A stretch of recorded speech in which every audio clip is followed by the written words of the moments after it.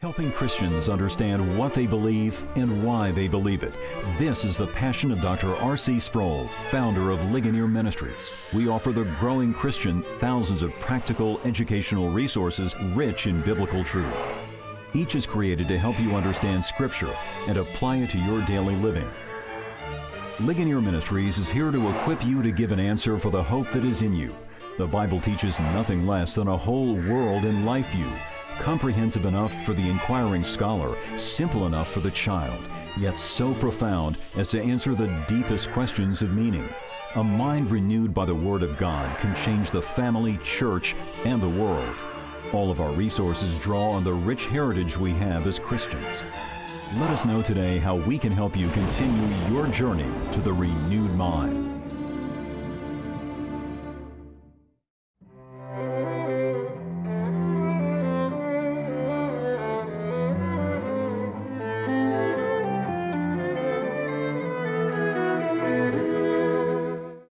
In our first session, we took a brief overview of the first man who is usually considered to be the father of ancient Greek philosophy, namely Thales. And we saw that Thales had his quest for the arche, or the ultimate reality that would explain everything else, and he found that in water. Now, between the work of Thales in the 6th century BC and the appearance of Socrates a while later, there was a series of significant pre-Socratic philosophers. And we're not going to have time in this brief overview to look at each one of them in detail.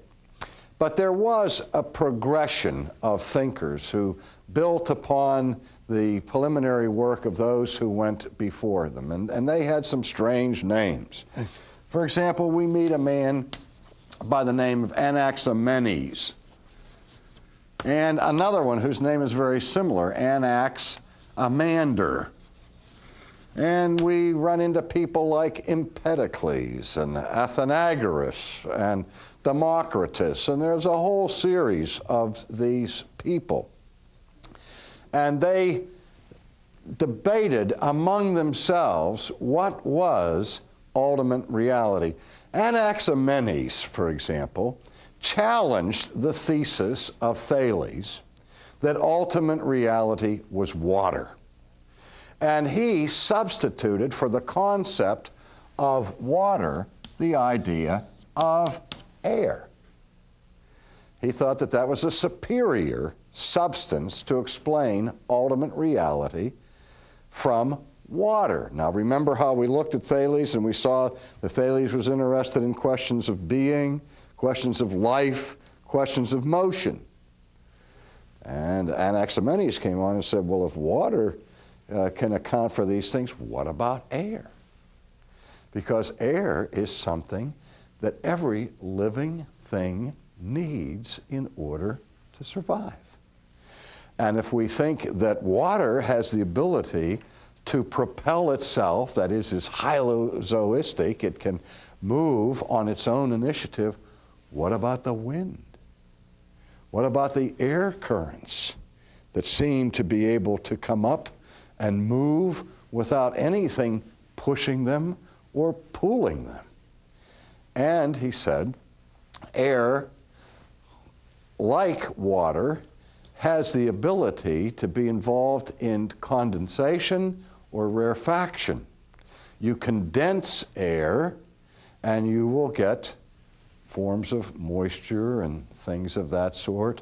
And out of rarefaction, rarefied air, you get gases, you get fire, you get things of that sort. And so he argued against against Thales, that the ultimate substance was air. Now, other philosophers came along and said, well, it's not water or air, it's earth. It's the substance of the ground. Or another one would come along and say, no, it's fire. And we'll look more at fire later on. And still another one would come along and say, no, it's not any of those four things, but it's really all four of them together, that there are four basic elements beyond which you can't reduce things. that all things are made up of either earth, air, fire, or water. Now, you've heard that. You've heard of the four basic elements of reality according to the ancient world: earth, air, fire, and water. But no sooner does that theory come to center stage than somebody pops up and said, no, wait a minute. If there are four basic elements from which everything comes, and the ultimate reality is not singular but plural, doesn't that leave us with the many and not the one? It leaves us with diversity without unity. So there's got to be something behind these four elements of earth, air, fire, and water that gives purpose and order and harmony and unity to those four primary elements. And so now the quest was on for what they called the fifth essence. Now, you might say that this was the quintessential philosophical inquiry. You've heard that word, haven't you? Quintessence or quintessential? Well, what does it mean literally? Quint means five. Five, or the fifth essence. That which is above and beyond the four basic elements.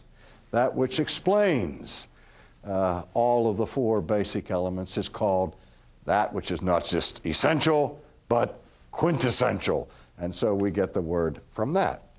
Well, in this whole process, Anaximander comes up with an idea that, from the perspective of history, was extremely important. He said that ultimate reality, really ultimate reality, is what he called, I'll transliterate it, the apeiron, or the apeiron from the Greek language. Now, you've probably never heard of that word in your life, and that's okay. But what he meant by this little word, apeiron, was that which is boundless and ageless. That which is boundless and ageless. Now, for something to be boundless means that it doesn't have any boundaries. There is no finite dimension that can capture it or contain it. In a word, whatever is boundless must be infinite. And whatever is ageless doesn't have a birthday and has no birthday parties, because if it has no age, it is somehow above and beyond the normal currents of time. So in a word, that which is ageless is that which is eternal. Now, you and I have an age. We all have birthdays. We all have a finite point of beginning in time. But we also have finite limits of space. As creatures, we have natural boundaries. I'm experiencing that now, not in an abstract, philosophical way, but in a concrete, existential way, as we are videotaping this program. You see, because behind the scenes, behind the cameras and the microphones, we have directors. And they wave their hands at me and tell me how much time I have. But the worst thing they do is that they put these things on the floor that I don't think maybe you can see right now through the camera. But there's a piece of black tape right there. And then over here, there's more black tape. And that black tape goes over here, and then there's another one along here. They've put me in a cage. They're saying, I like to walk around. I'm a peripatetic teacher. And when I'm moving, it's hard for the cameraman to keep me in focus and in sight. So they put me in this cage. They bound me. See, I am not infinite, but now I wish I were. But I try to trick them. I come right up to the edge of these tapes, and I lean and see what happens. But in the meantime, I'll be satisfied with my creatureliness and try to stay within the boundary. But nobody's going to mistake me for ultimate reality or the supreme metaphysical point of unity for the entire realm of existence. No, Anaximander said, that which is ultimate can have no finite bounds, and that which is truly ultimate cannot have a beginning in time or a definite age to its lifespan, but it must be infinite and eternal. Now, let me just make one observation at this point. What we're seeing in this quest for ultimate reality of the ancient pre-Socratics is really what we would call the pursuit of God. And in Greek philosophy, the idea of monotheism is a relatively late development after all kinds of preliminary stages have first been worked through.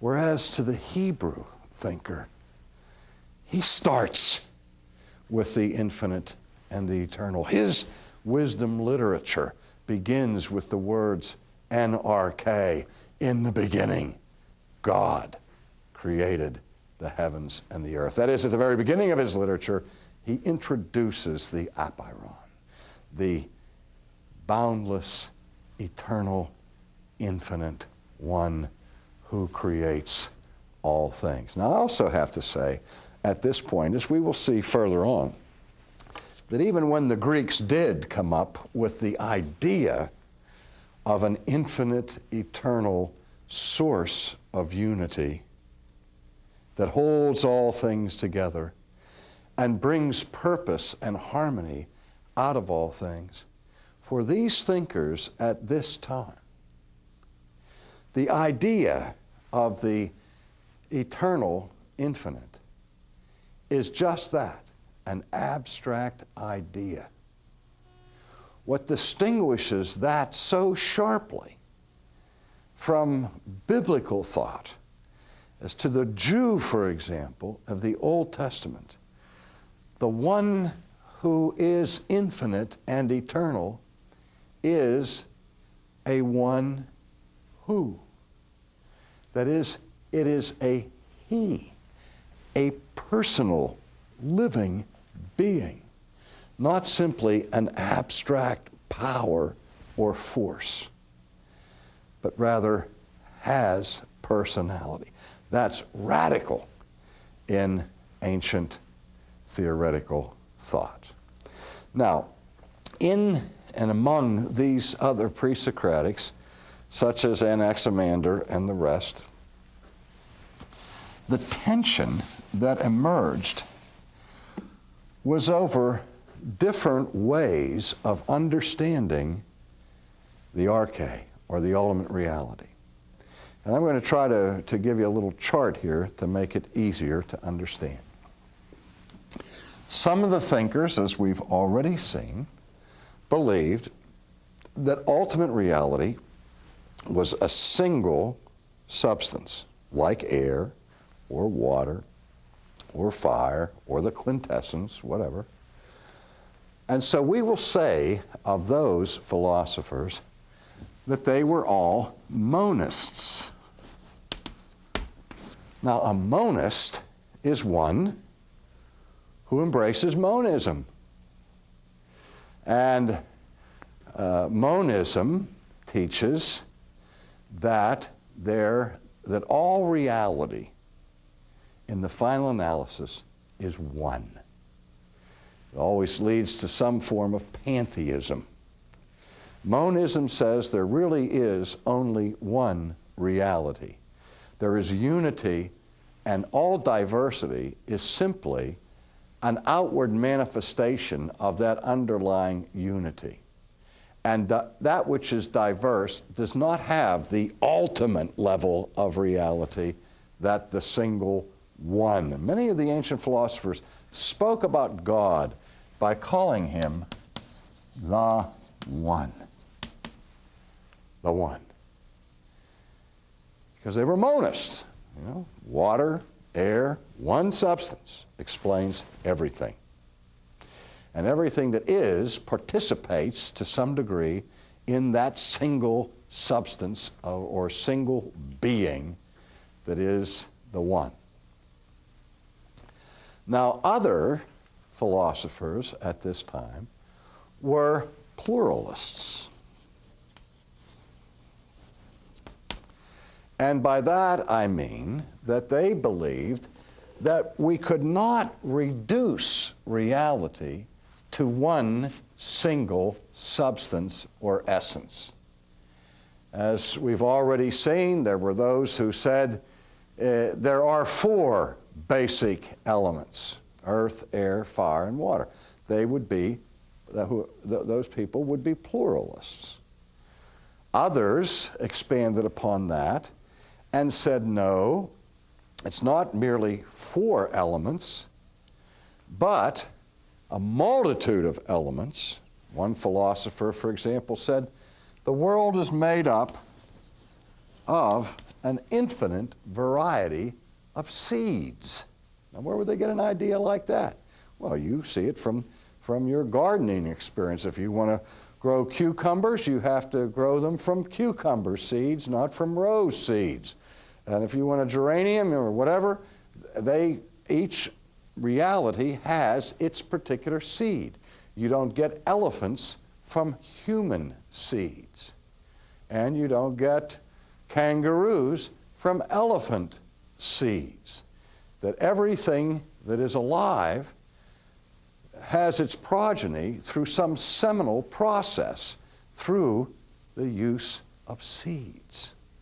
And so this fellow said that there's an infinite number of seeds in the world from which everything is made. Another one, Democritus, for example, in his somewhat crude view of reality, talked about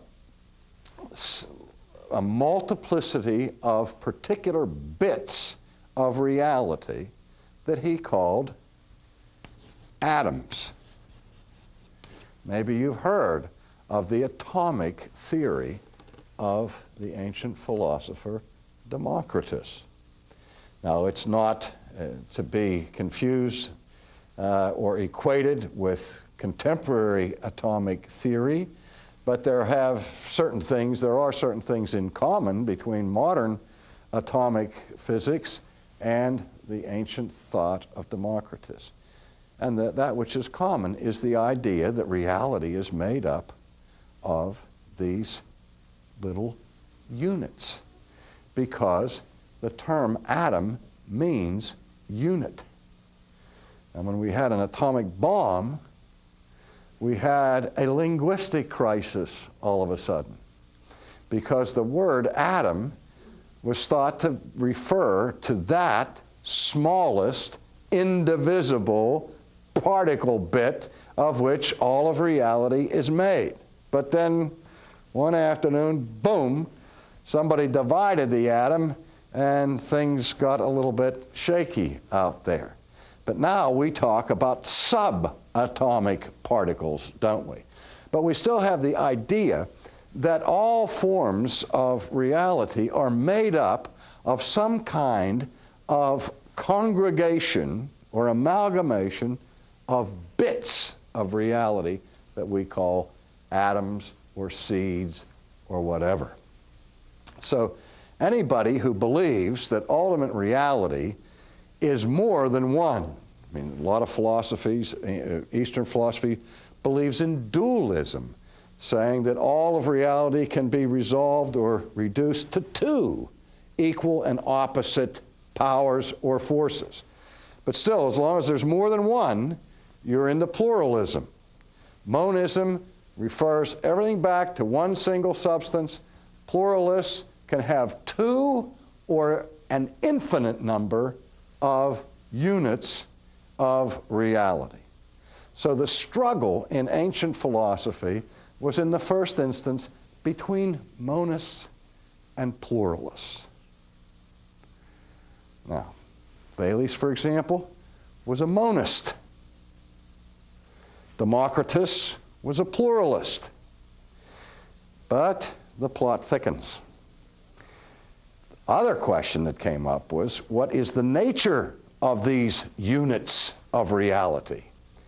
Are these units of reality, whether singular or plural, are they physical or non-physical?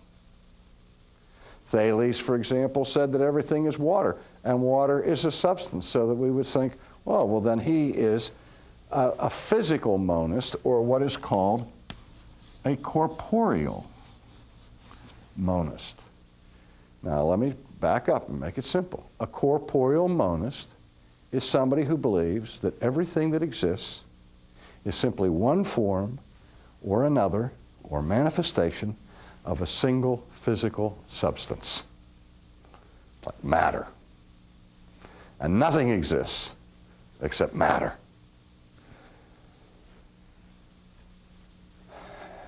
Now, there were also incorporeal monists who believed that ultimate reality is single, but it's not physical. It's like an infinite qualitative spiritual power that has no dimensions, has no weight, doesn't take up any specific amount of space. Now, we have to be careful here, and in a desire to simplify, I always run the risk of distorting. But when the ancient people were talking about spirit or incorporeal, many of them would include things like air or gas and things that we would look at as being physical, just in a different form of physical substance. But for them, anything that wasn't solid was considered incorporeal, for many of them at least. So in any case, you have a debate between monists and pluralists, and then you have a debate between corporealists and incorporealists, so that a person could be a monist who believed that all of reality could be reduced to one physical substance, or they could say that everything is the manifestation of some unphysical or non-physical substance, like we might say energy. You think about energy, you talk about energy, what is it? I asked that to a physics professor once. I said, what is energy? He says, oh, that's easy. He says, it's the ability to do work. I said, I'm not asking you what it can do, I want to know what it is. He says, well, it's mc squared. I said, I don't want to know its mathematical equivalence, I want to know what it is, because you people keep talking about it as if it is, as if there really is something out there called energy. Or is that just a word for unknown concept X? We don't usually think to that level. We just say, oh, okay, matter, energy, and go on with that. All right. On the other hand, pluralists could also be corporeal or incorporeal. Some believe that all things can be reduced to several physical things, where others said no, it can be reduced to several non-physical things. And so it's in this context that the next chapter of emerging Greek philosophy takes place. And we'll look at that in our next session.